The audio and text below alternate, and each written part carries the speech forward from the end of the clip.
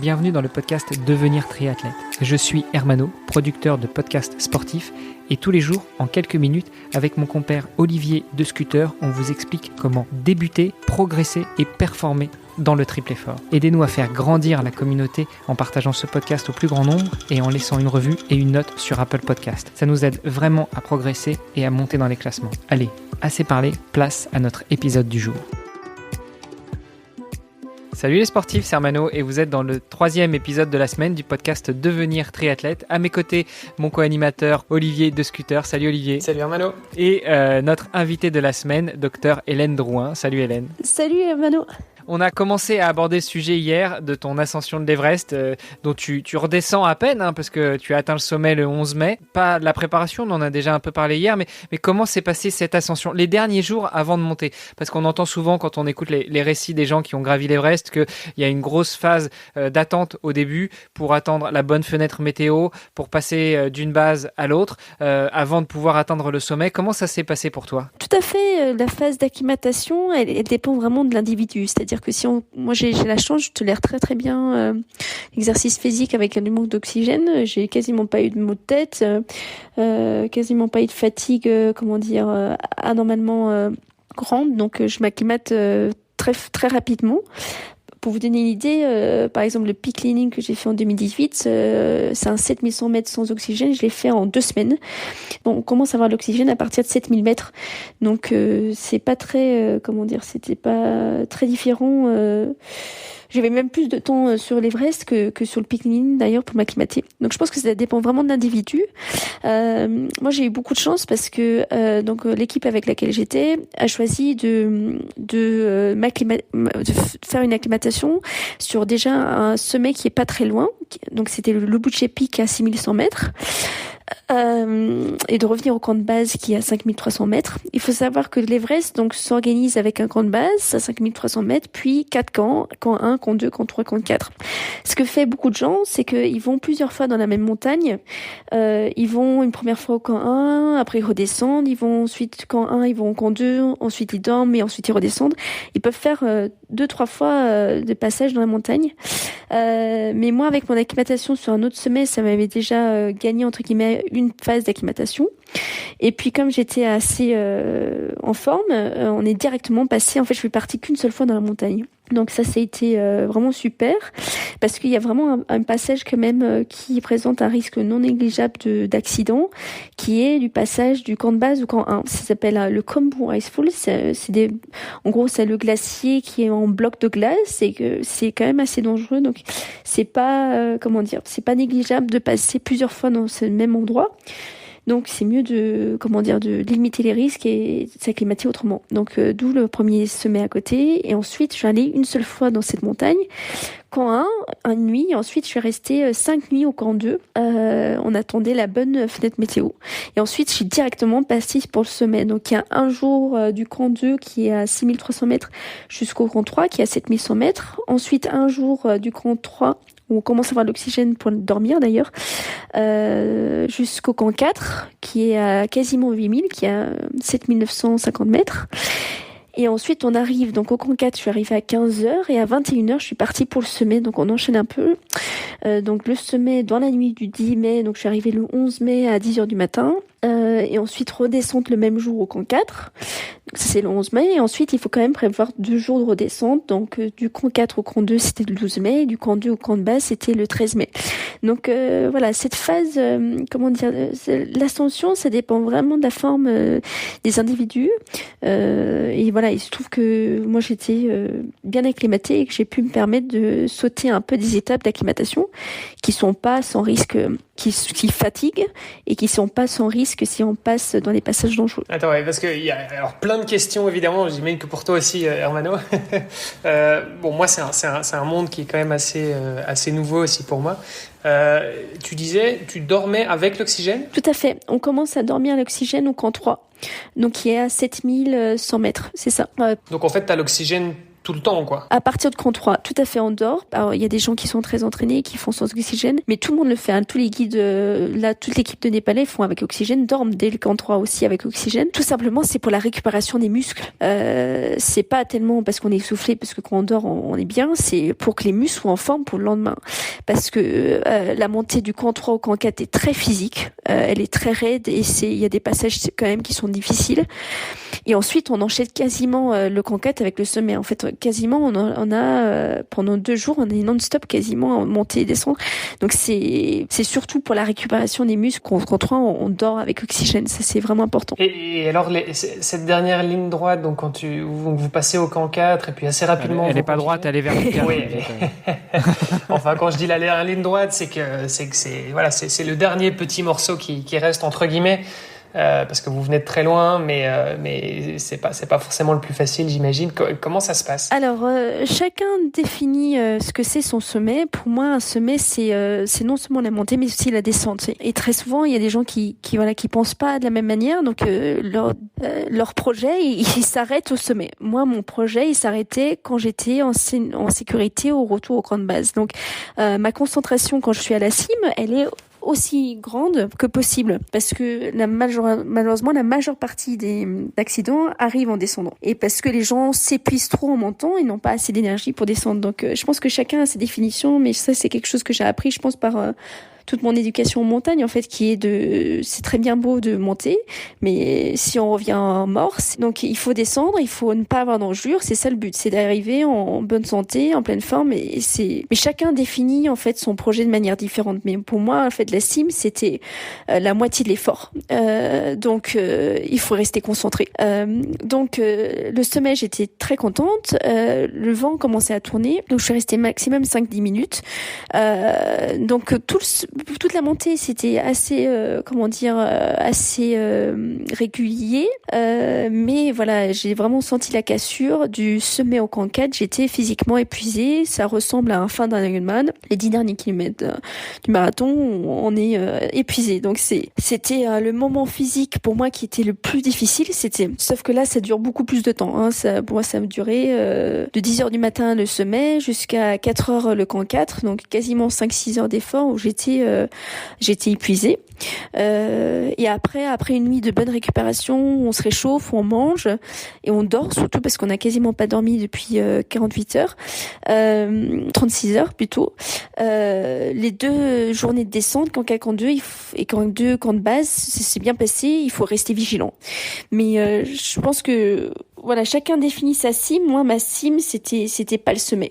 C'était le camp de base, saine et sauve. Mais ça dépend justement de la disposition d'esprit qu'on a, je pense. Et donc, du coup, pour toi, le moment euphorique de ça y est, je l'ai fait, c'est quand tu étais redescendu au camp de base, en fait. C'était pas c'est ça. Et là, j'ai lâché.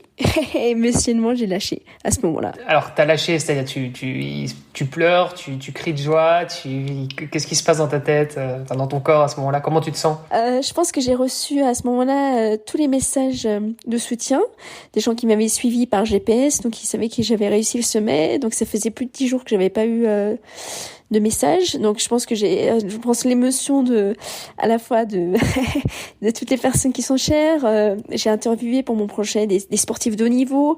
Je soutiens la cause de la recherche médicale qui m'ont soutenu, la presse, des amis proches, la famille proche. Donc je pense que tous les messages d'encouragement et puis de félicitations, je pense que ça joue beaucoup à ce moment-là. Donc effectivement, moi je suis émotive, donc j'ai pleuré. Parce que aussi c'est un projet que j'ai vraiment mené depuis plus d'1 an. Donc aussi c'est la fin de tout un projet qu'on mène depuis une longue période, en fait, avec toutes les phases et les incertitudes dans cette période. Donc je pense que c'est la réalisation que voilà, ce projet de surtout 1 an, en fait, se boucle. Voilà. Quand on dit qu'on prend de l'oxygène, on dort avec l'oxygène, on continue à monter avec l'oxygène, est-ce que c'est de l'oxygène pur? J'imagine que c'est plutôt le mélange de l'air dans lequel on bonifie un peu d'oxygène. Alors non, c'est pas la plongée. Donc la plongée, on est dans un milieu complètement hostile d'eau. Donc là, il faut effectivement avoir une grosse part de diazote pour mélanger au dioxygène. Les bouteilles de montagne sont spécifiques pour l'alpinisme. Ce sont des bouteilles qui sont d'ailleurs pas, on me critique toujours, mais c'est c'est pas du tout des bouteilles qui sont utilisées par exemple dans le milieu médical, ça n'a rien à voir, c'est pas compatible. C'est des bouteilles donc qui sont conçues pour être très très compactes. Donc il y a une énorme pression d'oxygène pur. Il y a un régulateur qui maximum envoie, ça c'est le grand maximum, 4 litres par minute d'oxygène. Généralement on commence à 1 litre d'oxygène par minute et on monte à 2. 3-4 c'est vraiment pour l'urgence, pour le cas où on est tombé dans une crevasse et qu'on a une urgence et qu'on met à plein fond l'oxygène à 3 à 4. Donc c'est de l'oxygène pur. Par contre, le masque est spécial, c'est-à-dire que le masque, il y a aussi un espèce de filtre à côté qui permet de faire rentrer l'air ambiant. Donc c'est là où on mélange l'air ambiant qui a du diazote avec l'oxygène pur qui sort directement de la bouteille. Donc ça permet d'avoir des bouteilles qui sont relativement très très très légères, très compactes, avec une énorme pression en oxygène pur. Et une autre question qui est plus technique, on te voit en visio sans lunettes. J'ai vu quelques photos sur internet où justement tu portes des lunettes et notamment au sommet. Est-ce que d'un point de vue pratico-pratique, au quotidien tu portes des lentilles et là pour le sommet tu as plutôt sorti les lunettes? Voilà, tout à fait, merci pour la remarque. Ça a été pour moi un gros investissement. Ça a été d'avoir des lunettes de soleil à ma vue qui soient aussi progressives et photochromiques, c'est-à-dire qu'elles teintent avec le soleil. Pour moi, voilà, je porte normalement des lentilles, je suis assez myope et les lentilles c'est pas possible dans ces milieux-là parce qu'ils gèlent avec le froid, parce que même si on a le masque, il y a le vent qui rentre et qui sèche la lentille. Ce qui m'était passé sous le pic-cleaning, j'avais fait avec une seule lentille mon sommet parce que une lentille s'était barrée avec le vent, asséchée avec le vent. Et surtout, en fait, ce qui se passe, c'est que souvent on a le visage bouffi par un peu d'œdème d'altitude quand on dort et que le lendemain, en fait, vous n'arrivez pas votre œil, il est un peu bouffi, les paupières sont bouffies. Ou l'autre problème que j'avais aussi au pic-cleaning, c'est que j'avais eu des engelures du 1er degré et en fait, je pouvais pas utiliser mes doigts pour mettre et enlever la lentille. Donc il y a énormément de problèmes avec les lentilles, notamment le risque majeur, c'est l'infection de la cornée, la kératite. Donc c'était un veto pour les lentilles. Donc j'avais beaucoup de paires parce que on perd toujours une paire de lunettes ou on en casse une. Et le problème, c'est pas tellement de continuer à monter, c'est de descendre sans tomber. Donc j'avais beaucoup de paires de lunettes à ma vue, effectivement, par-dessus lesquelles je mettais un masque normal de ski. Bon, alors c'est bon à savoir, hein, parce que moi aussi je porte des lentilles et du coup j'ai déjà eu des convenus des fois, notamment en triathlon. Donc je saurai le jour où je monterai l'Everest, il faudra que je prenne plutôt les lunettes.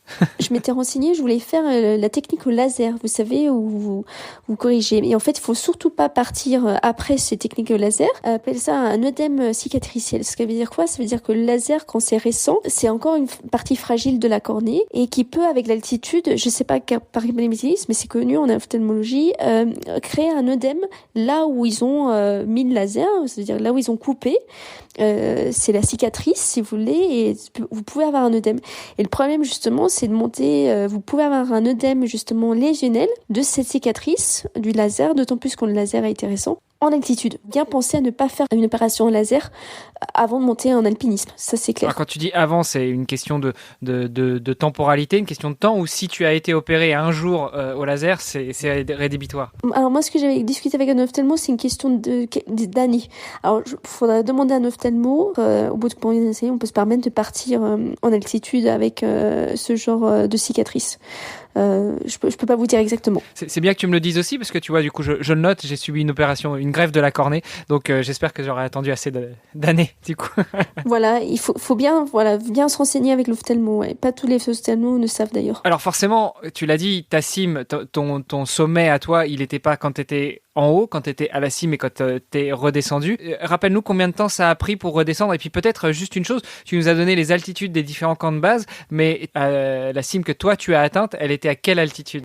Donc le sommet de l'Everest est à 8848 mètres d'altitude, donc quasiment 9000. Pour répondre aux questions des temporalités, donc moi je suis arrivée à 10h du matin au sommet, ça m'a mis 5-6 heures pour redescendre au camp 4. En plus on dort une nuit plutôt, et ensuite il faut un jour pour descendre du camp 4, donc qui est quasiment à 8000 jusqu'au camp 2 qui est à 6300 mètres, et ensuite un jour du camp 2 pour aller au camp de base qui est à 5300 mètres. Donc il faut une moitié de journée plus 2 jours pour tout redescendre. Wow. une fois que tu arrives au camp de base, bon là tu es sain et sauf entre guillemets, c'est bon, t'es dans la vallée entre guillemets. Enfin, je dis entre guillemets parce que t'es quand même à 5300. Ouais. Okay. Et donc à partir de là, c'est une balade en fait le retour.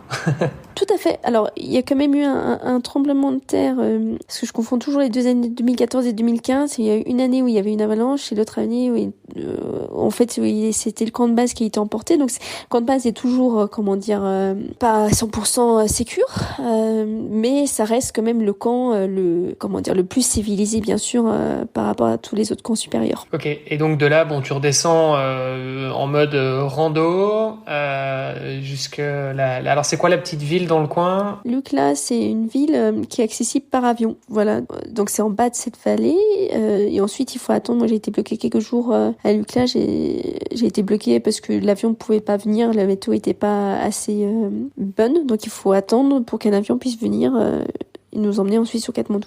Au moment où on enregistre cet épisode, tu es à Katmandou, sur le point de revenir en France du coup. C'est ça, j'attends un avion de retour. Et de retrouver une vie normale entre guillemets.